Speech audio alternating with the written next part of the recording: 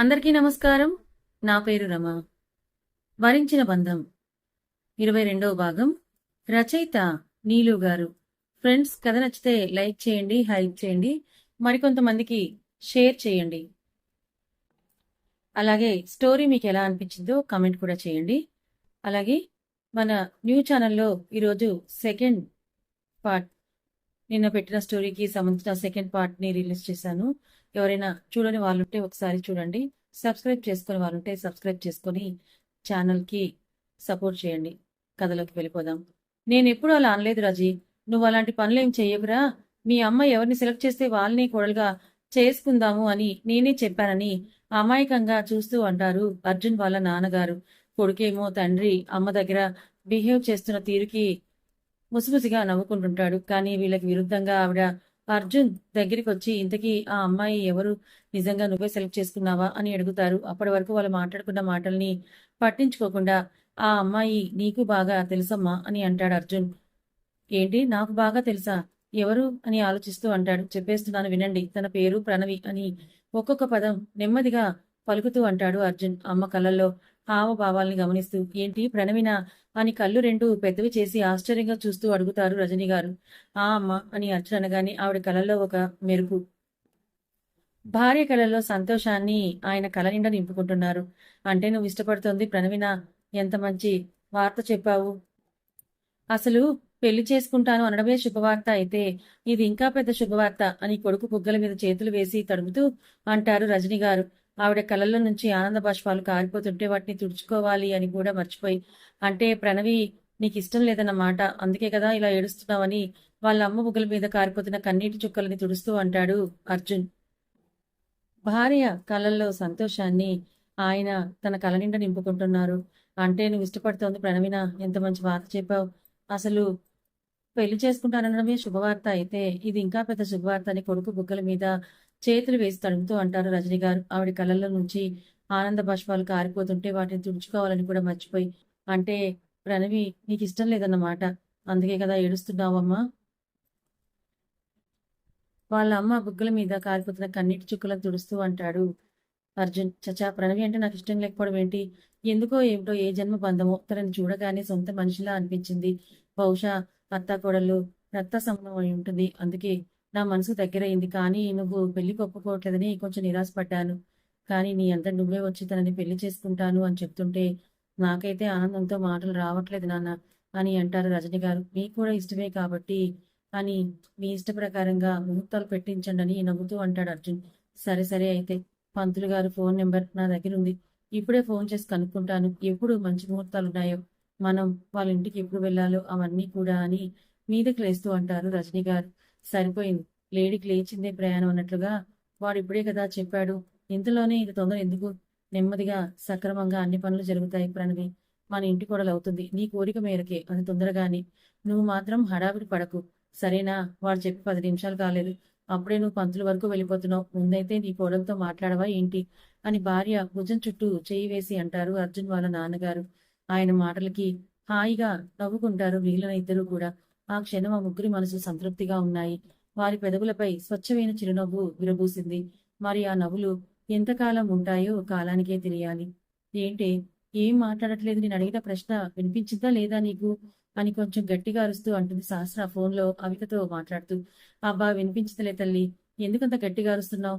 ఇక్కడ నా చెవులు పోయేలా ఉన్నాయని చిరుకోపంగా అంటుంది అవిక ఆ చెవి దగ్గర వేలు పెట్టుకుని రుద్దుకుంటూ. మరి నేను అడిగిన దానికి సమాధానం చెప్పవేంటే?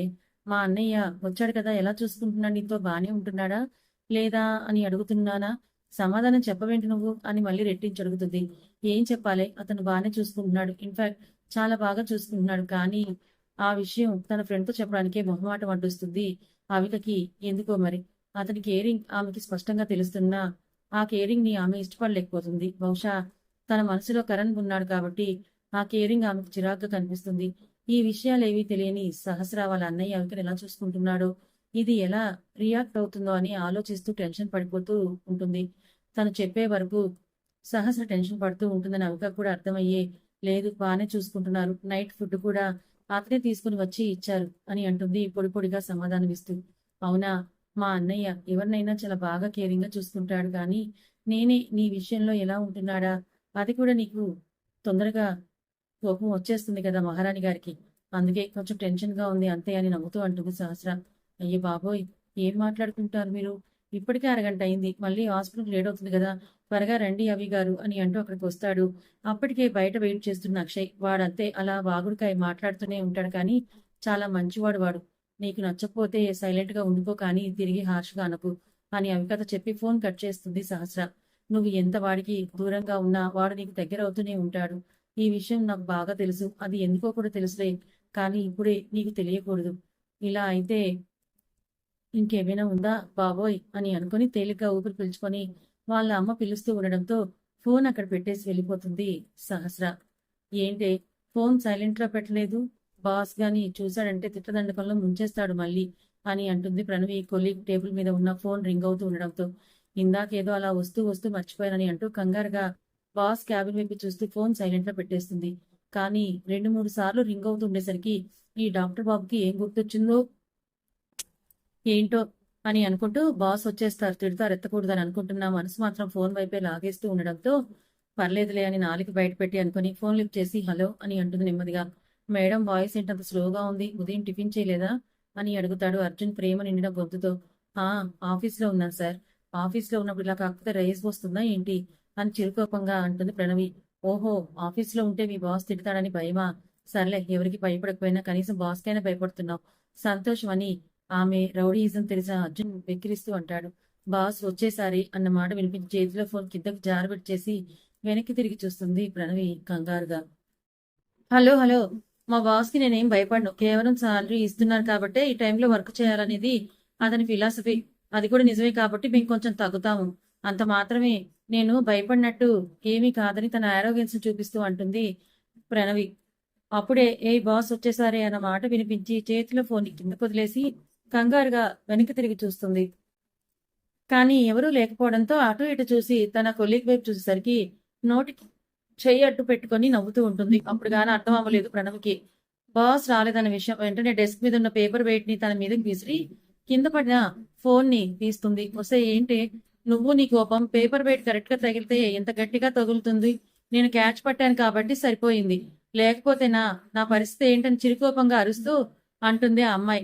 నీకు అవ్వాల్సిందేలే. లేకపోతే నేను ఏదో ఫోన్ మాట్లాడుతుంటే మధ్యలో గెలుగుతున్నావు కదా అని అంటూ ఇంకా అలా అవ్వదని ఫోన్ పట్టుకుని రెస్ట్ రూమ్కి వెళ్ళిపోతుంది. ఫోన్ కింద పడిన వాళ్ళ మాటలు వినిపిస్తున్నాయి కాబట్టి ఏంటి బాస్ కి భయపడనని అన్న అమ్మాయి ఎవరో ఏదో చెప్పగానే భయపడిపోయి ఫోన్ పడేసిందా? ఇలా కూడా ఉంటుందా అని నవ్వుతూ అంటాడు అర్జున్. మీకంత వెటకారంగా ఉంది మరి అసలు ఎందుకు ఫోన్ చేశారు? ఇదంతా మీ వల్లే వచ్చిందని చిరుకోపం నటిస్తూ అంటుంది ప్రణవి. సరేలే అయితే నువ్వు ఇంత మాట అన్నా కూడా నేను ఎందుకు ఫోన్లో మాట్లాడతాను కట్ చేసేస్తున్నాను. ఏదో గుడ్ న్యూస్ చెప్తామని ఫోన్ చేశాను. నువ్వేమో బిజీగా ఉన్నావు కదా. సారీ మేడం గారు ఇక నుంచి ఫోన్ చేయండి నేను ఫ్రీ అయ్యాను అని ఒక మెసేజ్ పెట్టండి అప్పుడే నేను ఫోన్ చేస్తానని అలిగినట్టుగా ఫోన్ కట్ చేస్తాడు అర్జున్. బాబోయ్ నేను అనవసరంగా అన్నానే. ఇంతకీ ఆ ముఖ్యమైన విషయం ఏంటబ్బా? అందులోని గుడ్ న్యూస్. నాకున్న ఆతృతకి ఈ విషయం ఇప్పుడు తెలుసుకోకపోతే సాయంత్రానికి కడుపు ఉబ్బిపోతుందేమో. సరిగ్గా విషయం చెప్పకుండా కట్ చేసేశాడు డాక్టర్ బాబు అని నుదురు మీద చిన్నగా కొట్టుకుంటూ అనుకుంటుంది ప్రణవి. నాకు తెలుసు నీకేదైనా విషయం తెలిస్తే అది పూర్తిగా తెలుసుకునే వరకు మనసు ఆగదని. అందుకే హింట్ ఇచ్చి వదిలేశాను. ఇప్పుడు 5 నిమిషాల్లో నువ్వు నాకు ఫోన్ చేస్తావు చూడు అని మనసులోనే నవ్వుకుంటూ అంటాడు అర్జున్. అమ్మ నేను బయటికి వెళ్తున్నాను. 1 అవర్లో వచ్చేస్తాను అని అంటుంది ఆద్య రెడీ అయి బయటికి వెళ్తూ వంటగదిలో ఉన్న తులసి గారితో. ఇప్పుడు ఎందుకు? అయినా ఎక్కడికి వెళ్తున్నావు అసలు అని అడుగుతూ బయటకు వస్తారు. ఏంటో ఇండియన్ టిపికల్ వైఫ్ అంటే ఏంటో అనుకున్నాను కానీ ఇప్పుడిప్పుడే అర్థమవుతుంది. అలా ఎందుకన్నారు? బయటకు వెళ్ళేటప్పుడు ఎక్కడికి అని అడగకూడదని ఒక ఆచారం అని చెప్పి రూల్ అని చెప్పి మీరే చెప్తారు కానీ ఆ రూల్స్ ని మీరే బ్రేక్ చేస్తారు ఎందుకు ఏమిటి అని అర్థం లేని ప్రశ్నలు వేస్తూ అని మూతి విరుస్తూ చేత్తో యాక్టింగ్ చేస్తూ మరీ అంటుంది ఆద్య. అవునవును నీకు ఈ మధ్య మాటలు బాగా ఎక్కువయ్యాయి. వయసుకు వచ్చిన కూతురు బయటకు వెళ్తుంటే ఏ తల్లి అయినా సరే ప్రశ్నించాల్సిందే. ఎందుకంటే ఎక్కడికి వెళ్తుందో తెలుసుకోవడం తల్లి బాధ్యత. అర్థమైందా అని కోపంగా అంటారు తులసి గారు. ఓహో అంటే కూతురికి మాత్రమేనా కొడుకుకు లేదా ఈ బాధ్యత అని అంటుంది ఆద్య నడుము మీద చేతులు వేసుకొని. ఎందుకు లేదు? ఉంటుంది. కాకపోతే అది వారి మనస్తత్వం బట్టి ఉంటుంది. నా వరకు నా కొడుకుని నేను అడగవలసిన అవసరం లేదు. ఎందుకంటే వాడు మిస్టర్ పర్ఫెక్ట్. నువ్వే కోతిలా తయారయ్యావు. అన్ని కోతి చేష్టలే. నీ కోతి చేష్టలతో బయటికి వెళ్తే ఎవరిని ఖర్చు వస్తావేమోని భయంగా ఉంది నాకు అని వస్తున్న నవ్వును ఆపుకుంటూ వెటకారంగా అంటారు తులసి గారు. అంతేలే తల్లులు ఎప్పుడు కొడుకుల్ని సపోర్ట్ చేస్తారు కానీ కూతుర్లు మాత్రం అలాగా తొక్కేస్తూ ఉంటారని గొనుక్కుంటూ వాళ్ళ అమ్మ మెడల చుట్టూ చేతులు వేసి, నేను ఫ్యాషన్ డిజైనింగ్ చేశాను కదా! ఇప్పుడు నాకు నేనుగా ఏదైనా మొదలు పెట్టాలనుకుంటున్నాను. సో, దానికి కావాల్సిన మెటీరియల్ తెచ్చుకోవడానికే వెళ్తున్నాను. నేనెవరిని అరవకుండా గంటలో వచ్చేస్తానులే అని అంటూ వాళ్ళ అమ్మ బుగ్గ మీద గట్టిగా ముద్దు పెట్టేసి తుర్రుమని పారిపోతుంది. అల్లరి పిల్ల. అన్నీ అల్లరి చేష్టలే. కోతిలా చెయ్యను అని అంటుంది. కోతికి మాత్రం ఏమాత్రం తీసిపోకుండా అన్ని పనులు చేస్తుందని నవ్వుకుంటూ అనుకుంటారు తన వైపు నవ్వుతూ చూస్తూ. అయితే కరణన్నయ్య గట్టిగానే చెప్పినట్టున్నారు స్కూల్ ఫంక్షన్ గురించి. ఇంతకీ ఏదైనా ప్లాన్ చేసే ఉంటారేమో అని నవ్వుతూ అంటుంది ప్రియ. అప్పటికే ఆ విషయాలన్నీ సాక్షి చెప్పడంతో, నువ్వేంటే నవ్వుతున్నావు? ఎలాంటివి చెప్తారని నేను భయపడుతుంటే నీకు నవ్వుగా ఉందా? అని చిరుకోపంగా అంటుంది సాక్షి. భయపడటం ఎందుకు? ఇష్టం లేని మనిషితో ఏమైనా చేయాలంటే భయపడాలి కానీ, నీకు కరణ్ అన్నయ్య అంటే ఇష్టమే కదా! మీ అక్క కోసం నువ్వు తప్పుకోవాలని చూస్తున్నావు. కానీ ఇలాంటి టైంలో అయితే స్వీట్ మెమోరీస్ నీకు గుర్తుగా ఉంటాయి కదా! అని భుజాలు ఎగరేస్తూ అంటుంది ప్రియ. అవును, ఇది కూడా నిజమే కదా! రేపు అక్కొచ్చాక నేను వెళ్ళిపోవాలనుకుంటే ఇలాంటివి నాకు స్వీట్ మెమోరీస్‌గా నిలుస్తాయి కాబట్టి, ఇప్పుడు నేను ఇష్టంగా చేయడమే బెటరేమో అని ఆలోచిస్తూ అనుకుంటుంది సాక్షి. అప్పుడే హాయ్ గైస్ అని అంటూ అక్కడికొస్తాడు సాత్విక్. హాయ్ అని తిరిగి నవ్వుతూ విష్ చేస్తారు సాక్షి, ప్రియ కూడా. ఏంటి నన్ను పిలవకుండానే ఈరోజు మీరిద్దరు జాయిన్ అయ్యారు? ఓకే, సీక్రెట్స్ మాట్లాడుకుంటున్నారా? నేను వెళ్ళనా అని వెనుతిరుగుతూ అంటాడు సాత్విక్. అరే అలాంటిదేం లేదు సాత్విక్ గారు, కమ్ జాయిన్ విత్ మీ అని అంటుంది సాక్షి. అప్పటికే వాళ్ళకి మంచి ఫ్రెండ్షిప్ ఏర్పడింది కాబట్టి. ఇంతకీ ఏంటి డిస్కషన్ అని అడుగుతూ కూర్చుంటాడు. నథింగ్, ఏదో వాళ్ళ ఆయన గురించి చెప్తోంది, అది వింటున్నా అంతే అని అంటుంది ప్రియ. అవును, సాక్షి గారికి మ్యారేజ్ అయింది, మరి మీరెప్పుడు చేసుకుంటారు పెళ్లి అని అంటాడు ప్రియా వైపు చూసి. నేనైతే నా లైఫ్ లోకి వచ్చిన వాడిని బకరాన్ చేయాలని గట్టిగానే డిసైడ్ అయ్యాను. మరి ఆ వచ్చే బకరాగాడు ఎక్కడున్నాడో ఇంకా తగలడం లేదు నాకు.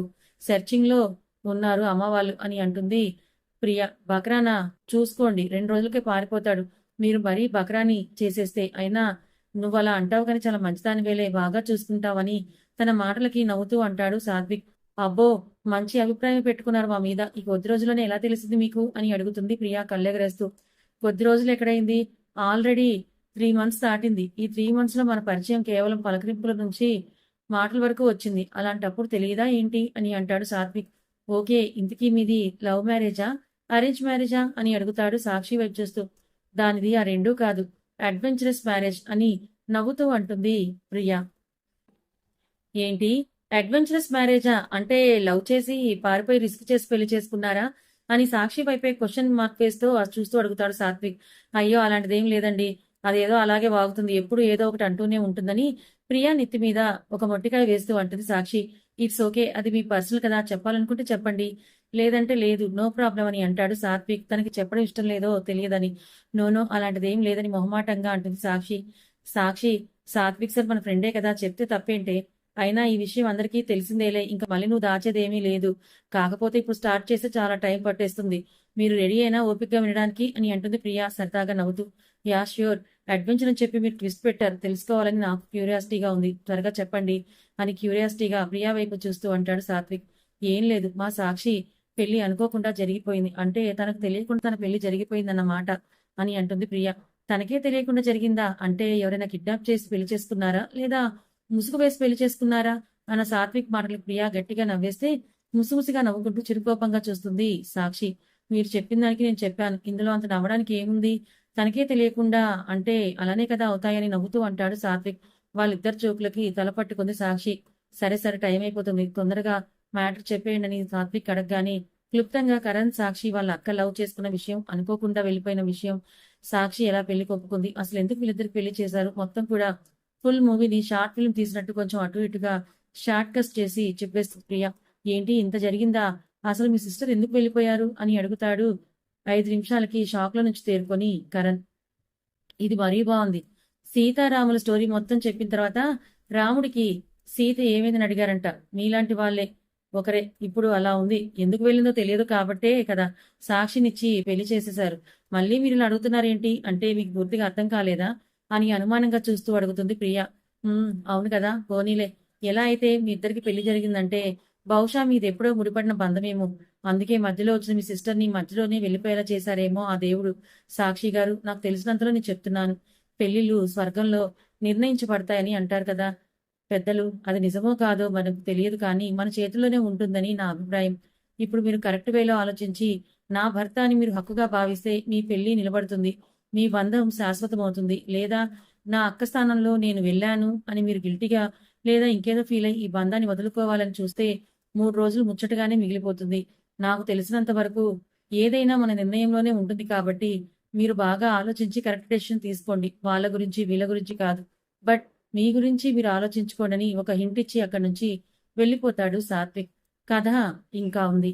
మరి సాత్విక్ చెప్పిన మాటలు సాక్షి మీద ఎలాంటి ప్రభావం చూపిస్తాయి? సాత్విక్ చెప్పినట్టు ఇప్పటికైనా సాక్షి తన అక్క కోసం కాకుండా తన కోసం ఆలోచిస్తుందా? కరణ్ ఎలాగో సాక్షితో జీవితాన్ని పంచుకోవాలనుకుంటున్నాడు కాబట్టి మరి సాక్షి కూడా తన వంతు ప్రయత్నం చేస్తుందా? మరి స్కూల్ యానివర్సరీ ఫంక్షన్‌లో ఏం జరగబోతోంది? కరణ్‌కి అప్పుడైనా సాక్షి తన మనసులోని మాట చెప్తుందా? అలా చెప్పేలాగా కరణ్ చేస్తాడా? ఏం జరుగుతుందో తెలుసుకోవాలనుకుంటే ఛానల్‌ని ఫాలో అవ్వండి. కథ నచ్చితే లైక్ చేయండి. Thank you so much.